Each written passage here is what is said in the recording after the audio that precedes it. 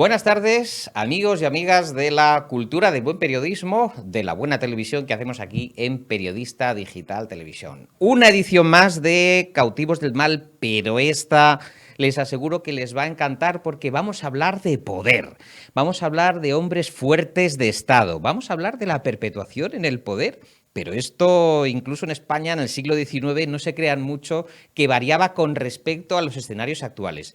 Les vamos a hablar del conde de Romanones con Mar Abad, que va a investigar, que nos va a contar, que nos va a explicar cuáles serán los recursos de este personaje, un auténtico Maquiavelo romántico, para manejar los destinos del país. Esto la primera entrevista, porque la segunda va a ser con Juan Fernández Miranda y Javier Chicote, que también nos van a hablar de los resortes del poder, estos de la transición, de la posttransición y hasta los tiempos actuales en el CNI. Nos van a hablar de lo que fue el anterior centro de investigaciones y de espionaje, que se ha transformado en otra cosa y que precisamente el fundador del actual CNI, el actual y el moderno CNI, fue el general Juan Emilio Alonso Manglano.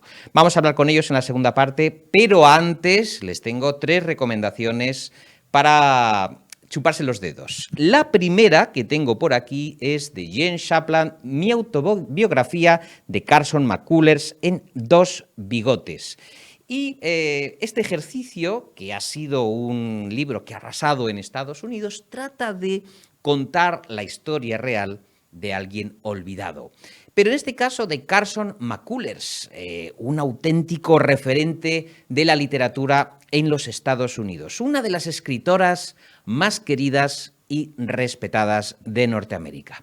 Y siendo una estudiante, una joven estudiante, Shapland descubrió una serie de cartas escritas por una mujer llamada Anne-Marie a Carson McCullers.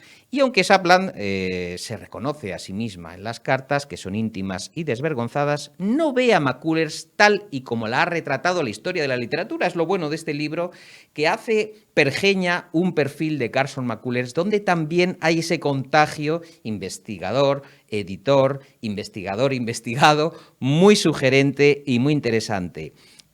¿Por qué? Dice la autora, las historias de mujeres están erigidas a partir de las narrativas de otros. Bueno, pues estas cartas de Carson McCullers también son importantes. Editorial 2 bigotes. El siguiente, un monstruo del cine y la literatura, El cementerio azul de Gonzalo Suárez. Es una propuesta impresionante que comienza en un gélido noviembre en Varsovia bajo las cuchilladas del viento en el barrio de Praga. Una novela muy proeuropeísta, como las grandes narrativas también del romanticismo, y donde aparece en ese escenario la ficción en una sucesión de relatos que dejan fluir el imaginario de este extraordinario cineasta. Y sobre todo que plantea siempre esos límites tan de Gonzalo Suárez entre la realidad y la ficción, y si uno se pasa la vida soñando o se pasa la vida con los pies en la tierra. También con briznas de humor, El cementerio azul es una maravilla de plena lucidez. Y el último, otra joya, que es Volver a contar, que reúne a las voces más potentes de la literatura contemporánea para debatir sobre el lugar y el significado de los museos en la actualidad. El Centro Santo Domingo del Museo Británico y el iFestival invitaron a 10 escritores latinoamericanos a este experimento, donde cada uno de ellos seleccionó una pieza o un conjunto de piezas para inspirar su narración. Yasnaya Elena Agil, Gabriela Cabezón Cámara, Juan Cárdenas, Carlos Fonseca, Lina Meruane, Dolores Reyes, Yamila Ribeiro, Cristina Rivera Garza, Belia Vidal y Josep Zárate, en un libro exquisito editado en tapa dura, donde proliferan estos textos híbridos, donde la ficción también sirve de una toma de conciencia para estos grandes escritores investigadores que plantean temas muy interesantes, muy actuales, sobre colonialismo, estudios de género y culturas originarias. Contar la antropología, contar la sociedad desde la literatura. Editorial Anagrama, y enhorabuena a los organizadores, este Centro Santo Domingo del Museo Británico y el iFestival. Nosotros empezamos ya con la primera entrevista con Mar Abad y el Conde de Romanones.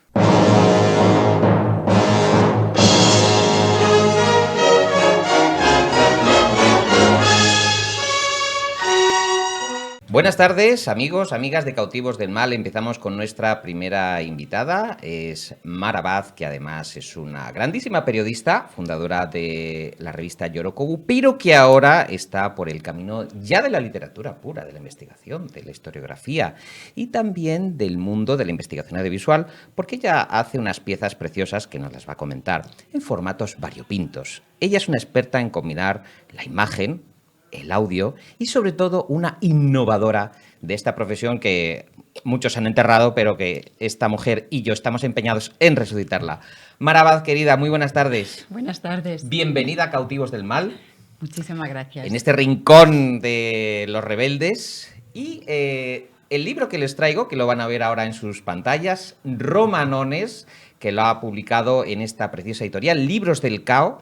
Yo les digo que todo lo que publica Libros del Cao es para chuparse los dedos. O sea, yo es que lo colecciono todo, Libros del Cao. Digo, por favor, ¿qué es lo que han sacado? Es una editorial especializada en el buen periodismo, en los grandes reportajes, en memorias de grandes periodistas. Bueno, pues qué mejor que Mar Abad en Libros del Cao con este personaje lleno de aristas.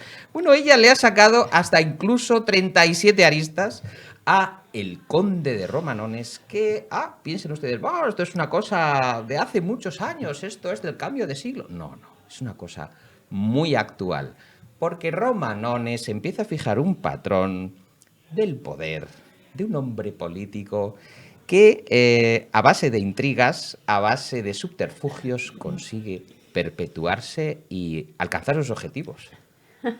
Así es, el Conde de Romanones, aunque vivió a final del 19 y principios del 20, pero lo que dijo, lo que vivió y lo que dejó escrito, que es lo más interesante, es completamente actual y además es eterno, porque él lo que analizó y lo que escribió, además diciendo lo dejo como material para los historiadores, es las ansias de poder, cómo conseguir el poder, cómo mantenerlo. Y lo interesante del Conde de Romanones es que él no se autojustificaba, sino que contaba todas las trampas, todos los chanchullos, todas esas cosas que nadie suele contar, y él decía, sí, si quieres alcanzar el poder y quieres mantenerte, tienes que hacer estas cosas. Y las contaba sin problemas. Dice Mar Abad, mi querida Mar Abad, el Conde de Romanones es el sello de una época. Podría justificarlo con un listado de todas las veces que fue jefe del gobierno, ministro, alcalde, pero me quedo con una carta que Fernán Gómez le escribió a su madre cuando era pequeño. Aquel papel decía palabras de paso, puro trámite, pero arriba había un retrato que llamaba mucho la atención. El niño había dibujado un sello para echar la carta al buzón, pero no dibujó al rey, ni a Cervantes, ni a Colón. Dibujó a un hombre con bastón fumando un puro y un nombre debajo, Romanones. A lo largo de esta entrevista, Mar, hemos rescatado en nuestros archivos las imágenes, como el buen Fernán Gómez, de este Romanones que parece un ser de otro tiempo. Ahí lo vemos, fíjate, ahí está recostado en esos grandes sillones, pero que detrás de esa apariencia estatuaria, decimonónica, había un tipo, un estratega del siglo XXI. Absolutamente, y para cualquiera que en cualquier momento quiera entender las dinámicas del poder. A mí en un momento del libro me gusta llamarlo el Maquiavelo de la Alcarria, porque él vivía entre Madrid y Guadalajara, y lo llamo el Maquiavelo primero porque tenía de Maquiavelo que escribía sobre política, conocía muy bien la política, analizaba, observaba, contaba, reflexionaba, y eso ayuda muchísimo a entender lo que hay en el poder y lo que hay detrás del poder, que al final es el verdadero poder. Y a veces también podríamos decir que era un poquito maquiavélico. Vamos a utilizar las dos palabras. A mí, que me apasiona el lenguaje y las palabras, era Maquiavelo porque estudiaba la política, Pero maquiavélico también porque era muy inteligente, esa inteligencia emocional a su servicio para conseguir lo que él quería, y ahí era un maestro porque acercándose sabía a quién se tenía que acercar en las más altas esferas y en los casinos, con los labriegos, él se supo tejer toda su trama de poder, ese clientelismo que había en la época, ahí fue un maestro. Y ojo, no fue el único, porque ha pasado a la historia como el gran cacique, pero había muchos más, ¿eh? Es que el sistema era así, no era todavía una democracia, era una pseudo-democracia, era un sucedáneo. Y bueno, tampoco había cultura para decidir de verdad un voto, el propio conde Romanones lo cuenta, y al final en las votaciones lo que se movía era quién compra el voto, el amigo político, los favores. Y el conde Romanones lo cuenta muy bien y nos ayuda a entender esa época de una manera muy humana y muy cercana, no como un gran estadista, bueno, qué cosas tan estupendas dice. No. Él cuenta los tejemanejes que al final es lo que nos enseña y por lo que nos sirve hoy. Uh-huh. Hay una cosa muy curiosa y es que tal era la fama de este hombre, ya no solo Fernando Fernán Gómez, sino que el propio Gregorio Marañón y periodistas de la época, el famoso El Caballero Audaz, me encanta este personaje, es que ya decían cuando querían definir el talante de cualquier persona, ¿no? Esta mezcla de la que estamos hablando, y le decían, eres un Romanones, ¿no? Sí, eso muestra la importancia de ese personaje. Cuando un personaje se mete ya en el lenguaje, se convierte en un dicho popular, porque incluso hasta los años 50 se seguía diciendo esa expresión. ¿Pero tú quién te crees? ¿La hija de Romanones? ¿O tú qué quieres ser? ¿Un Romanones? Era tal su fama que era parte del lenguaje.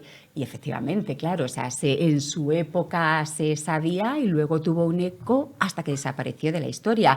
Incluso era un personaje muy odiado y muy querido, tenía unas grandes alabanzas. Yo para escribir este libro he comprado todo lo que he visto de... Te has arruinado, querida. Un poquito, pero con un buen propósito, Y había algunas geografías que dicen, madre mía, o sea, está escribiendo que esto ni Santa Teresa de Jesús, como ponen a Romanones, pero también había unas críticas salvajes, mordaces. Había una novela que le escribieron que llamaban El Cojo, o sea, se titulaba El Cojo la novela porque él era cojo, y creo que a día de hoy no he visto algo tan salvaje como machacar a una persona. O sea que, bueno, hay libertad de expresión, aunque había censura, pero lo que se decían tan gordoto como lo que nos decimos ahora, que tampoco vamos mal ahí de palabras contundentes. Es muy interesante ver en este libro, les recuerdo, Romanones, una zarzuela del poder en 37 actos de nuestra querida Marabaz en Libros del Cao.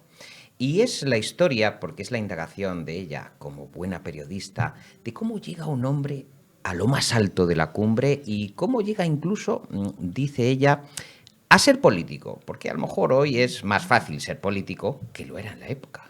Claro, antes era muy difícil, solamente llegaba una élite, que eran por supuesto los que habían estudiado, pero también un poco la aristocracia. Claro. La gente de dinero. Sí, ya fuesen liberales o conservadores, solamente llegaban las élites.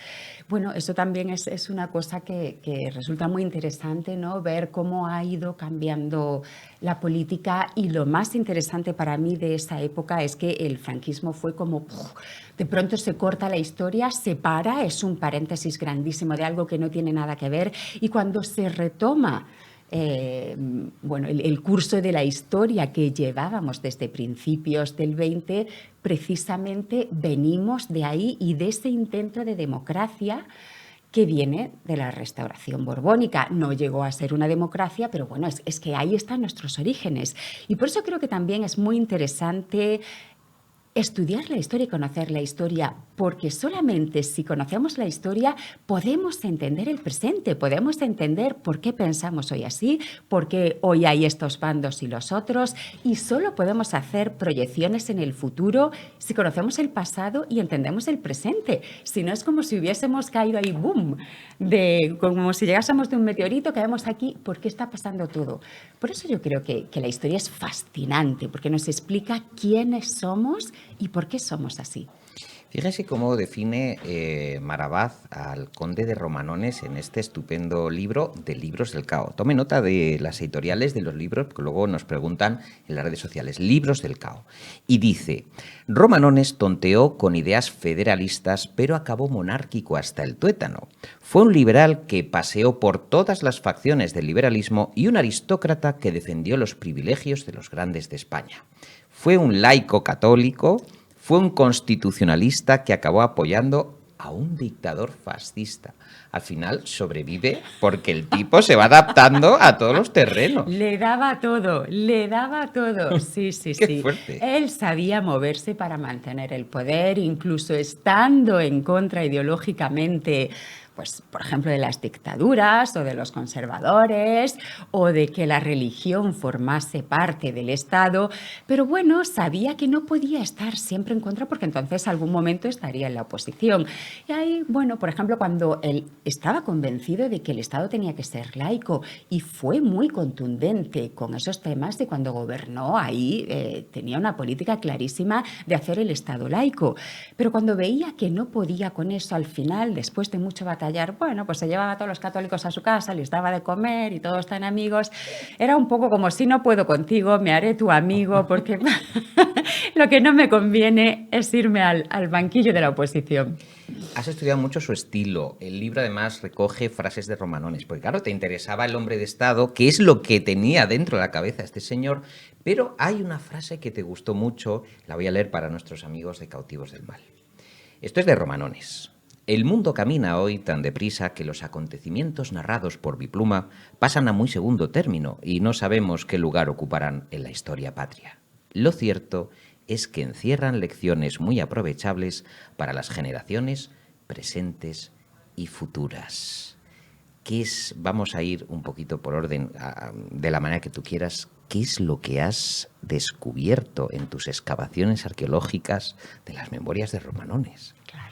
Bueno, me encanta que señales esa frase porque yo en el libro digo, y yo he escrito este libro precisamente por esa frase, porque creo que podemos aprender muchísimo de él como maestro, cosas que hizo interesantes, y como maestro inverso, cosas que no fueron tan interesantes y son el ejemplo quizá de lo que no queramos hacer. A mí me parece que es un personaje, bueno, fue todo en España, era uno de los hombres más ricos, tenía muchísimo poder. Entonces, ¿cómo vamos a entender de dónde venimos si no conocemos a una figura tan importante que fue completamente borrada, pero bueno, que está en el origen de tanto de nuestro sistema político, incluso de una guerra? Es como, es un personaje crucial si queremos entender de dónde venimos. Y las cosas que más interesantes me han parecido es esa sabiduría eterna, como por ejemplo cuando él dice, cuando te diriges a tu público y estás en un meeting, los ataques, cuanto más de brocha gorda, mejor.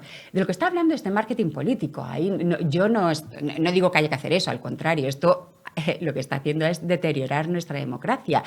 Pero sí es cierto que ahora cuando hablamos de marketing político, después de Obama, ¿no?, que parecía, uy, de pronto hemos descubierto el marketing político. No, señor, el marketing político se lleva haciendo milenios, pero sobre todo cuando ya tenemos una persona como Romanones que está dando muchísimas claves en todos los libros que escribió, porque escribió muchísimo, de ahí podemos ver, claro, que él dejó muchas enseñanzas, primero de marketing político y luego también de la ambición del mando, como él lo llamaba, que es la ambición del poder. Incluso hay una frase que dice, no es tanto el poder como la ambición. Y lo que él dejó escrito para conocer también la condición humana, a mí me parece que es brutal, ¿no? O sea, si tenemos una mirada un poquito como aficionada, que yo soy periodista, no soy socióloga, no soy psicóloga, pero al final de sus escritos se puede sacar un poquito de psicología, un poquito de sociología, un poquito de historia. Bueno, es entender a las personas y es entender a la sociedad, es poner nuestra vida en contexto. Yo creo que lo bonito de leer y de escribir es que nos plantea preguntas y que a veces nos responde cuestiones. Entonces, bueno, es como yo escribí este libro partiendo de la curiosidad, como cómo es este hombre tan poderoso que no he estudiado nunca y he conocido nunca.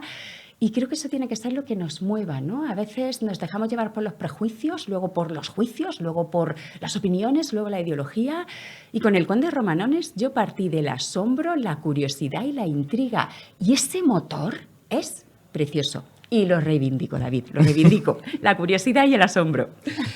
Curiosidad y asombro leer, en palabras de Romanones, este texto con respecto a los políticos y los libros.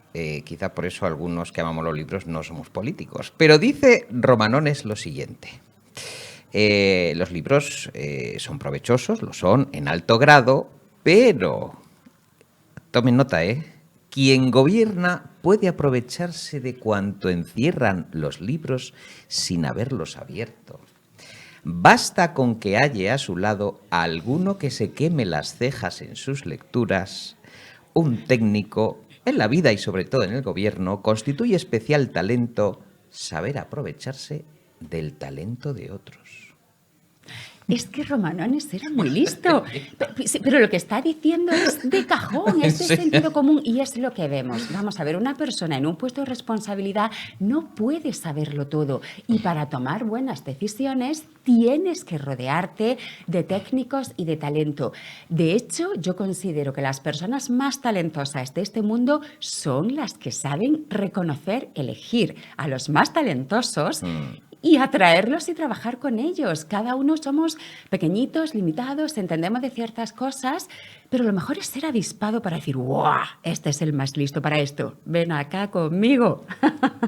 Bueno, interesa también, por ejemplo, cuando habla de su propia tendencia política. En política dice, soy liberal sin exageraciones, pero también sin miedo ni tibiezas. Tengo por el mejor sistema y el que mejor se adapta a nuestra historia, a nuestras costumbres y a la situación de España, la monarquía constitucional, hoy sabia, feliz y fielmente representada. Claro, porque las palabras de Romanones hay que ponerlas en cuarentena, ¿no? No es que haya que fiarse mucho. No. O sea, es lo que podemos aprender de él. Y aquí insisto como maestro y maestro inverso. Y además él nos dejó una memoria de lo vivido que es extraordinario para conocer el pasado. Hombre, aquí no venimos a idolatrarlo ni muchísimo menos. Sí, venimos a aprender de él. Oye, y también a reaccionar y decir, madre mía, la de chanchullo que tenemos a nuestras espaldas. Bueno, dices en un capítulo, la política no tiene entrañas, ¿no? Bueno, lo decía él. Lo decía él, vamos, que quiere decir que lo has titulado como él lo decía, ¿no? Dice, mientras nuestras costumbres políticas sean lo que hoy son, el caciquismo subsistirá como un mal necesario a la manera de ciertas enfermedades que no pueden hacerse desaparecer, porque podrían producir la muerte del enfermo. Hoy, los partidos no pueden oír hablar de la extirpación del caciquismo que los corroe porque ven en ello un peligro a su propia existencia. En este escenario del caciquismo, de Romanones y del juego político, ¿qué lecciones podemos extraer para la política de 2022? Bueno, todavía se ve que hay cierto clientelismo, que hay favores. Yo creo que eso no se ha perdido y tampoco se perderá, porque al final lo estamos viendo en la política, pero lo estamos viendo en las empresas, lo estamos viendo en todas las esferas de poder. O sea que muchas veces cuando parece que hablamos del fin de la historia, ¿no? Como, oh, nunca más habrá dictaduras, oh, nunca más habrá enchufismo. Bueno, yo ahí creo que el humano, mientras sea humano, ¿no? Igual que los humanos, mientras hablemos, vamos a decir mentiras, los humanos mientras seamos humanos, yo creo que ahí va a haber todo tipo de trampas. Lo que a mí me parece interesante de Romanones es que él lo ponía sobre la mesa, porque, bueno, pues yo creo que ahora en nuestra cultura es como autojustificarnos todos de cualquier lado, es como una supremacía moral que tenemos todos, vamos a ver si nos bajamos un poquito más del pedestal, ¿no? Y al final, pues bueno, nos damos cuenta de que los humanos hacemos cosas extraordinarias y hacemos cosas muy sucias. Lo importante es conocerlo todo para luego también poder tener nuestro criterio y bueno, saber que no, en la vida no están ni los buenos buenos y los malos malos. Y lo interesante de Romanones para mí es que hizo cosas realmente importantes y luego hizo cosas muy tramposas. Pero nosotros como periodistas creo que tiene que ser interesante saber reconocer un personaje que no es blanco ni negro y simplemente contarlo, porque en realidad casi todos los humanos somos así. Es que no hay ni el bueno bueno, ni el malo malo, ni el liberal liberal liberal, y el conservador conservador conservador. Y de hecho es que es bueno. Yo también reivindico y creo que es importante reconocer que todos los humanos nos contradecimos, decimos una cosa y la contraria, somos paradójicos. Yo misma me doy cuenta que muchas veces digo una cosa y a la media hora digo justamente lo contrario. No pasa nada, no somos monolíticos, evolucionamos, Incluso cambiamos. hemos visto en las elecciones andaluzas que se había producido un trasvase entre Vox y Podemos, muy curioso, ¿no?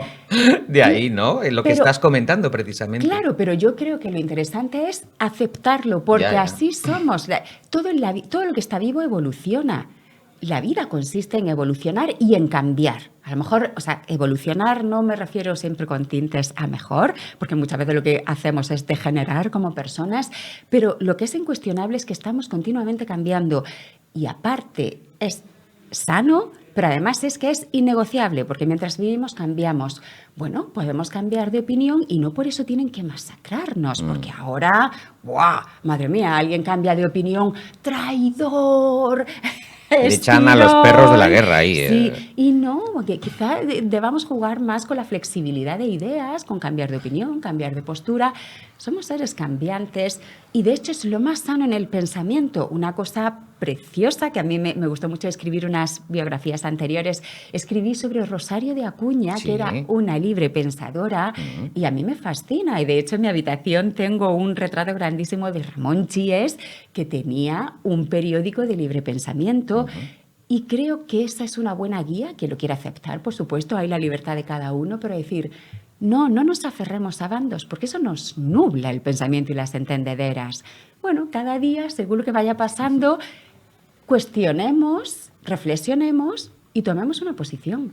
¿Qué personaje, no necesariamente de la alta política, pero a lo mejor algún secretario de Estado o algún personaje asesor incluso, tú encontrarías del escenario actual que se pareciese, que se asimilase al espíritu de Romanones? ¿A quién se parece Romanones para que nuestros telespectadores se hagan una idea? ¿Quién se le aproxima? Puedes decir 1, 2, 3, los que tú veas que tienen ahí ese símil. Claro, o sea, yo creo que muy parecido no puede ser, Bueno, porque ahora, claro, ahora mismo, o sea, por las condiciones de nuestro país, bueno, por la situación, no hay nadie tan poderoso. Pero, claro, cuando me iba documentando y escribiendo este libro, por supuesto que de pronto, ¡bing!, te aparecen así como pompas de jabón, como, uy, esta. Bueno, yo me acordaba desde el punto de vista del asesor político con Iván Redondo y esas ansias de poder, era como, uy, creo que a lo mejor leyendo a Romanones puedo entender un poquito la ambición del mando, ¿no? Y esos juegos de me muevo así, me muevo así, pero yo lo que quiero es, sea con quien sea, es alcanzar el poder. Y creo que eso, o sea, es una cosa que se da en política, pero se da también en el mundo empresarial, incluso en grupos pequeñitos, ¿no? Son esas personas que, bueno, lo que le gusta, y lo explica muy bien Romanones, por eso es tan interesante leerlo, es esas ansias de dirigir y llevar el mando, sea la esfera que sea lo grande o lo pequeña que sea, pero lo importante es mandar. Y ahí volvemos a la condición humana, ¿no? Qué bonito no solo entender nuestra sociedad, sino esos impulsos personales que quizá tengamos alguna de nosotros, otros no lo tenemos, y es muy bonito leerlo porque te puede ayudar a entender a otra persona que tiene unos impulsos distintos a los tuyos. O sea, volvemos también a la mirada del asombro, de la curiosidad y las ganas de entender, ¿no? Fíjense qué interesante del espíritu de Romanones el tratamiento con el rival político, que esto es interesante cuando en el Congreso de los Diputados nosotros estamos acostumbrados a ver escenas de auténtico odio, de furor en la mirada. Romanones dice lo siguiente: he mantenido en política muy enconadas luchas. Sin embargo, puedo afirmar que no he sentido por nadie odio y he perdonado siempre, quizá con demasiada facilidad, las ofensas recibidas. Aprendí esto de Sagasta, que ni odiaba, ni maldecía, ni murmuraba de ninguno, y le fue muy bien. Era de la escuela de Disraeli. Cuando recibía una ofensa, por toda venganza escribía en un papel el nombre del ofensor, lo guardaba y lo leía después de transcurrido un año. Y entonces, ¿no?, Hay que contar hasta 10 de momento antes de lanzarte contra el cuello del enemigo, yo creo. Y yo creo que esa es una de las claves de su inteligencia emocional. ¿De qué te sirve estar en un bastión odiando a otro y gastando tu energía en luchar contra otro si esa energía la puedes utilizar para ir ascendiendo tú, para conseguir tus propósitos, para tu propia ideología? Y de hecho a mí también esa fue una de las frases que más me gustaron y porque creo que ahí hay una enseñanza de vida, ¿no? Ya no estamos hablando solo del poder o solo de política, estamos hablando que es mucho mejor dejar pasar, es mucho mejor, bueno, llevarte bien con los afines y llevarte bien con los que no son tan afines. Y ahí también es muy interesante lo que contaba de Sagasta, ¿no? Cómo unos vamos aprendiendo de otros y al final te das cuenta, es verdad que somos más libres si al final vamos con nuestros objetivos y nos olvidamos de machacar a los otros. Es que es mucho más rentable y mucho más bonito ir a por lo nuestro. La Segunda República le arrebató el tratamiento de conde. La prensa, los políticos, casi todo el mundo dejó de dirigirse a él con el rimbombante apelativo del señor conde de Romanones y lo llamaban llanamente señor Figueroa.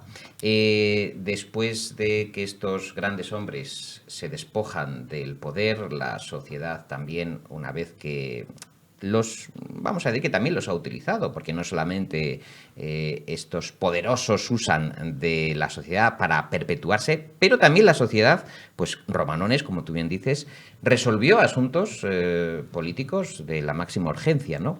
Y en ese sentido también la sociedad, yo creo que es, tú lo decías al comienzo de la entrevista, ingrata con estos prebostes de la política.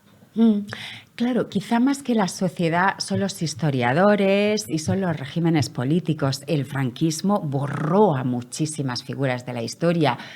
Borró a Romanones, borró a todas las mujeres y de hecho de ahí surgió mi interés por la historia, porque yo me metí en la hemeroteca y de pronto digo, pero qué mundo de colores existía del que yo no he oído hablar jamás, porque además luego cuando yo estudiaba, bueno, estudiábamos los bizantinos, el feudalismo, pero digo, ¿pero por qué no estudiamos la historia contemporánea, lo más reciente? Siempre curiosamente, se acababa el curso y nos quedábamos en la época medieval.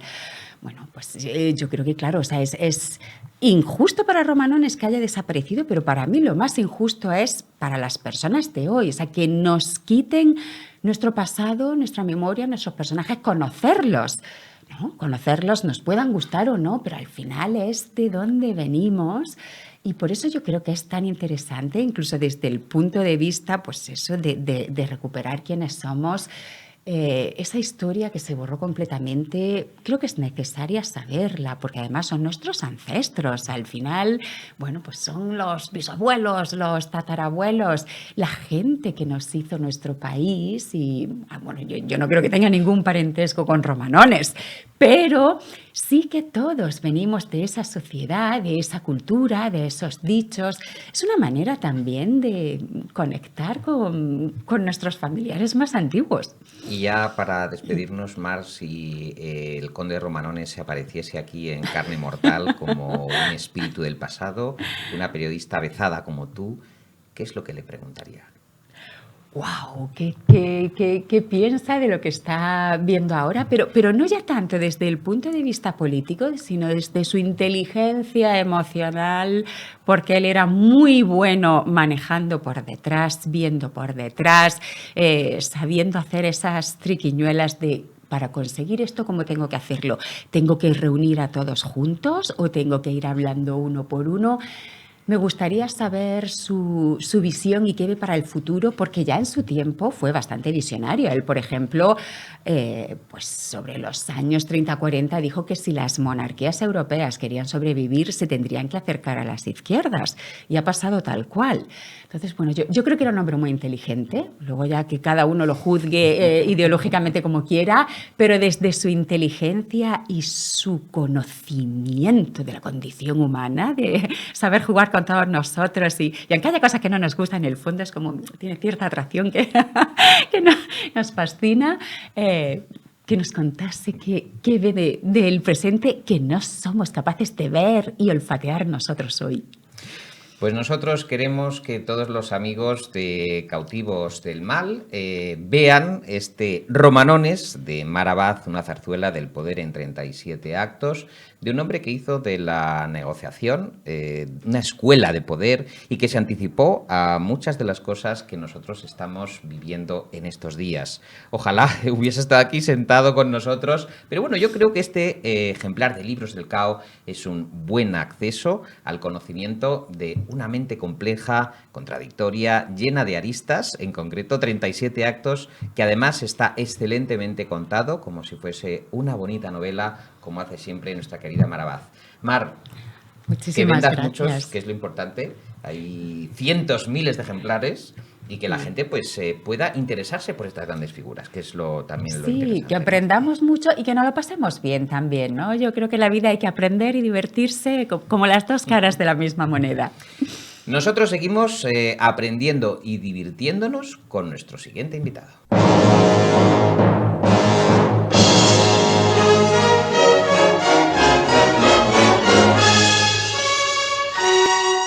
Bueno, pues continuamos en nuestro Cautivos del Mal. Habíamos pasado del poder político con nuestra amiga Mar Abad, ahora a los entresijos del poder, también político, también económico, internacional, lo que fue el actual CSIC, quién lo renovó, quién lo impulsó, quién lo reformó y quién ha sido uno de los grandes conocedores de los secretos de Estado de este país.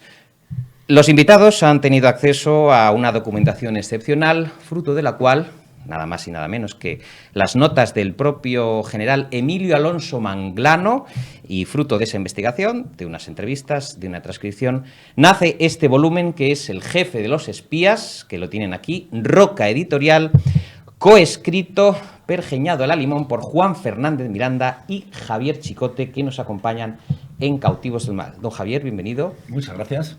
Bien hallado, Juan. Bien hallado. Bueno, de momento, después de publicar el libro y de hacer una tournée, como el baúl de la Piquet. Sí, sí, no está mal. A mí lo que me asombra es que todavía estáis vivos. Vivos. No es tontería, ¿eh? Nosotros pensábamos que iba a haber una respuesta de algún tipo. Nuestros peores temores nos hacía pensar en ir redactando un epitafio, pero al final la cosa ha sido bastante civilizada, lo cual habla bastante bien de España. Bueno, a mí no solo no me asombra, sino que me decepciona. Yo esperaba ataques, esperaba que asaltaran nuestra casa para buscar los papeles, presiones insoportables, porque eso es lo que, cuando estábamos trabajando este material, que son los secretos de Estado de aproximadamente casi 40 años, un poquito menos, pero bueno, una información de una calidad brutal y que dejaba a mucha gente en una situación comprometida, pues íbamos a tener ataques furibundos. Y la reacción ha sido un poco de que se han puesto de perfil, silencio, no vamos a movernos, no sea que sepan más de lo que cuentan. Este libro cuenta muchas cosas, está siendo ya un auténtico bestseller. Si a ustedes les interesa conocer cómo funcionaban los talleres dentro del poder en España, los talleres de la Moncloa, pero también los talleres de los servicios secretos, pues tienen que acudir a este libro porque explica muchas de las cosas actuales, muchas situaciones de nuestra democracia actual y que ellos aquí los han afilado y los han puesto en orden. Sobre todo los despachos de un hombre discreto, un hombre, Emilio Alonso Manglano, que valía tanto por lo que callaba. Hombre, absolutamente. Vamos a ver, Emilio Alonso Manglano fue un general del ejército, un tipo que tenía una enorme lealtad al país para el que servía, un tipo que tenía una estrechísima relación con la monarquía, porque ahí lo estamos viendo con Juan Carlos. Ahí está con Juan Carlos. Ya fue juanista en los tiempos de Franco. Se jugó el pellejo por ir a ver a don Juan Astoril y luego, por circunstancias de la vida, acaba siendo el jefe de la inteligencia en una democracia incipiente, justo después del 23F y siempre muy cerca del rey Juan Carlos.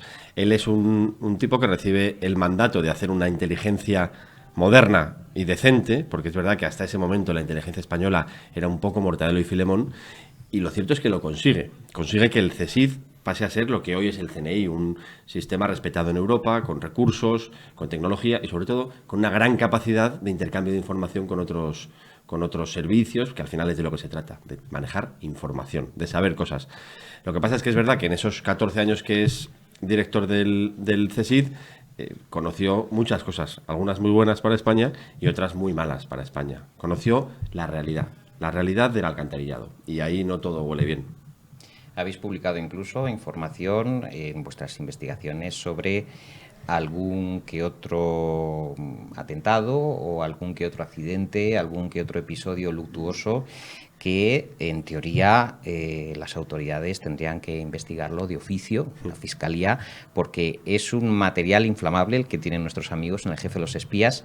Y lo que me decía mi querido Javier Chicote, que bueno, parece que aquí en este país publicas material excepcional, periodístico, de primer orden, y la sociedad está más pendiente de las declaraciones gilipollescas en el Congreso de los Diputados que de asuntos de Estado importantes. Bueno, tan importantes, entiendo que te refieres a un episodio que aclaramos que sería el último crimen de la guerra de Estado, de la guerra sucia, y es el de un joven cartero de 22 años, Cardosa, que está haciendo una suplencia y que de repente recibe un paquete que tiene que entregar en casa de un militante de Ribatasuna. Entonces este chaval coge, para meterlo al buzón, no cabe, dobla el paquete, explota y muere, ¿no? Ahí se abre un sumario que instruye el juez Garzón y se cierra por falta de autor conocido. Bueno, pues en este libro revelamos, sin adelantar mucho, cómo el entonces ministro, el que fue ministro del Interior, Antonio Asunción, que había sustituido a Corcuera, dice que ese paquete salió de Interior. Responsabiliza directamente a Corcuera del envío de un paquete bomba. Y estamos hablando ya casi, Juan, del año 90, ¿verdad? Sí, finales del 89. Exacto. Es decir, no estamos hablando del 82, no estamos hablando de aquellos estertores del franquismo, estamos hablando ya casi de los años 90, cuando se envía ese paquete bomba que provoca la muerte de un joven cartero. Fondos reservados que se destinan a comprar silencios y también transacciones económicas de destino incierto que vosotros además habéis conseguido averiguar gracias a esos diarios del general Alonso Manglano que os confía su familia. Sí, los hijos de Emilio Alonso Manglano tenían una percepción cierta de que la figura de su padre había pasado a la historia infravalorada. Y es cierto, después de haber investigado Javi y yo durante varios años la figura de Emilio Alonso Manglano, es verdad que él había quedado como el director del CSIC que dimite por escándalos, arrollado por la caída del felipismo y todos los escándalos de corrupción y demás. Y la verdad es que él tiene enormes méritos en su hoja de servicios. Como comentaba antes, el hecho de haber conseguido que el CSIC sea un servicio a la altura de los de nuestros países hermanos, con influencia en Iberoamérica, con influencia en el norte de África, en fin. Emilio Alonso Manglano es una persona relevante en la construcción del Estado moderno en el que vivimos. Y los hijos tenían ese resquemor, que no es exclusivo, es algo que suele pasar con personas que realizan su labor profesional durante muchos años cerca del poder y al final salen por la puerta de atrás. Salen por la puerta de atrás, pasan inadvertidos, nadie se acuerda de ellos. Esa injusticia es la que les llevó a pensar en dos periodistas de una generación distinta a la de su padre, para ganar algo de independencia, que pudieran contar la historia de su padre. Y para eso nos brindaron un archivo que era una joya. Es una joya. El archivo es un director de la inteligencia escribiendo cada noche en una agenda lo que ha hecho durante el día, la información que ha manejado durante el día. Ahí hay informes confidenciales, hay audiencias con el rey, reuniones con empresarios importantes, en fin, reuniones con otros presidentes de terceros países. Es decir, información del máximo interés político, económico, internacional, que nos permite dibujar una historia de España en B, una historia de España distinta a la que se ha contado. Y claro, eso tiene un valor periodístico indubitable. Para nosotros, Javi, fue una oportunidad enorme. Y es muy importante, David, especificar que nadie sabía lo que había en ese archivo, más allá de Manglano, que ya murió. O sea, los hijos habían echado un vistazo superficial, y la prueba es que nosotros hemos abierto cuadernos que las hojas se habían pegado unas con otras, estaban solidificadas y crujían al abrirse. Es decir, nadie sabía lo que ahí había. Y tampoco nosotros nos comprometimos a escribir determinada historia ni a que ellos la tuvieran que aprobar. Es más, les dijimos, igual salen cosas que no os gustan.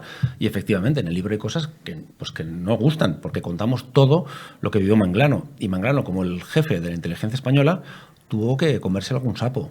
Tuvo que hacer cosas que, dentro de esa misión que él tenía entre su trabajo como jefe de la inteligencia, era entre una misión y un deber de militar, pues en pos de un bien mayor tuvo que hacer algunas cosas feas. O sea, él, por ejemplo, le llama un día a Mariano Rubio antes de que se sepa nada. Y Mariano Rubio, gobernador del Banco de España, el hombre que firmaba los billetes de las pesetas, le dice que tiene dinero negro en un fondo oculto. Y Manglano no se va corriendo a los juzgados de Plaza Castilla a contarlo. Manglano es el jefe de la inteligencia y tiene que proteger al Estado. Y le dice, no dimitas de momento. Y empieza a gestionar ese escándalo. Entonces es un libro que da la dimensión del personaje sin ocultar absolutamente nada. Sí, es importante también, que es una reflexión que hicimos Javi y yo durante la investigación, destacar cómo o por qué Emilio Alonso Manglano deja todos estos papeles. ¿Por qué todos estos secretos de Estado están a disposición de dos periodistas como nosotros unos años después de su muerte? Y ahí siempre nos gusta decir que el primer redactor de este libro es el propio Manglano, que es el que toma nota cada día. Los segundos son sus hijos, que son los que toman la decisión de que estos papeles salgan a la luz. Es una decisión difícil, porque desde una perspectiva periodística como la nuestra no hay debate, por supuesto. Pero desde una perspectiva distinta hay gente que considera que hay que sepultar estos papeles, quemarlos, Manglano, que no tenían que salir, que esto revela cosas que no están bien. Al contrario, desde una perspectiva periodística, y yo creo que desde una perspectiva ciudadana, es interesante saber qué ha pasado para que las cosas funcionen mejor. Entonces, es un acto de enorme valentía que estos papeles hayan llegado a manos de dos periodistas, que los hayan trabajado sin corsés y sin limitaciones. Por lo tanto, el libro tiene un valor documental máximo, absoluto, porque es lo que Emilio Alonso Manglano anotaba cada día. Para él, bueno, para ordenar ideas, para recordar en otro momento y consultar. Es decir, todo es probablemente verdad. Todo él no anotaba para publicar, era para él. Él en ningún momento dijo, y cuando yo muera que esto se lo den. No, él iba a la zarzuela, el rey le decía, el rey saudí me dio 36 millones de dólares para la transición, y él apuntaba, el rey me dice, por lo tanto, son notas de la máxima veracidad. Decimos el prólogo, lo pensamos mucho, le dedicamos muchas horas a ver cómo íbamos a hacer ese prólogo, y dijimos, ¿esta es la verdad absoluta? No tenemos un concepto platónico de la verdad absoluta, pero esta sí es la verdad del hombre mejor informado de España. Y lo que apuntó en tiempo real, ni siquiera unas memorias posteriores, y además en tiempo real para él, y nadie se hace trampas al solitario. O sea, nadie puede poner en duda que el rey le dijera eso. Si al final en vez de 36 le dieron 35 o 38 tal, pues ya veremos. Pero que el rey le dijo un día del año 1989, creo recordar, sí, que le dio 36 millones y luego otros 50 y luego otros 50, eso es verdad, eso es completamente cierto. Y de hecho es un trabajo, es un archivo que ya trasciende incluso el periodismo y entra en el terreno de la historia.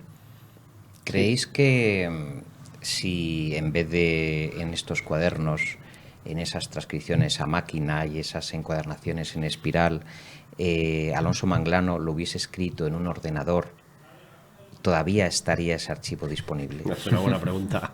Probablemente no. Es que está el papel físico le da un valor especial y además es más difícil de destruir de alguna manera, ¿no? Los ordenadores, yo no sé dónde tengo las fotos de hace 6 años, al final. Las que no están en el teléfono ya no sabes si las has guardado, si no, imagínate ese archivo. En cambio, las 9 cajas enormes, llenas de documentación que nosotros hemos ido analizando, estuvieron guardadas durante tantos años y bueno, ahí aguantaron. Es interesante también el perfil de Juan Emilio Alonso Manglano, porque dicen nuestros amigos Juan y Javier que visto desde hoy fue un acto revolucionario el cambio del